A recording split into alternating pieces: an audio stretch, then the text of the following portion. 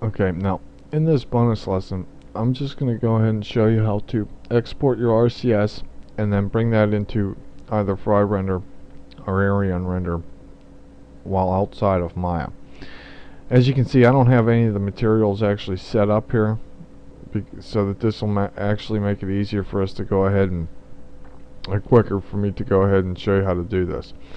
So first thing you want to do is you want to go over here into your render globals, and as we did before, choose Fryrender as our rendering engine, and let's turn the sun back off here. Okay, now go into our open render settings. I'm not going to change the width and height here because I'm just going to show you how to export the RCS and your DSI file and your RGB.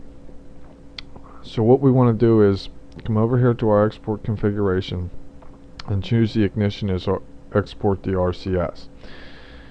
Now we want to go ahead and choose the path here, so I'm just going to go ahead and select that, and going to export it here to our Fry output folder on our desktop, and just save it Jelly Beans, and then click save. We also want to go down here to our output DSI and change this to the same folder we did for our RCS file. So just call this the same, Jelly Beans DSI, and for the RGB do the same, just naming it, well, I can't. Okay, there we go.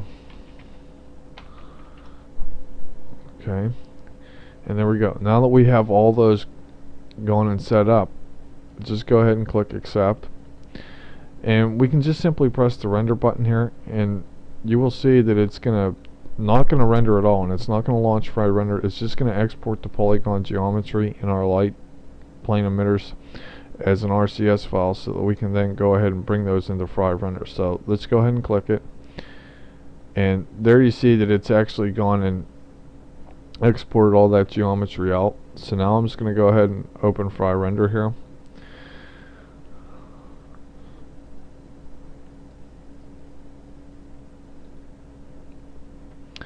and now that we see we have Fryrender open, we can go ahead and just come over here to File, Load RCS, and click our desktop, go into our Fry output folder, and load our Jelly Bean file. And then as you can see, it's brought the file in, and then what we want to do is just go over here and start render, and it'll start the render with all of the information that we actually have saved into the RCS file, so that we can go ahead and render. That's it for this bonus lesson, and stay tuned for more Fryrender tutorials.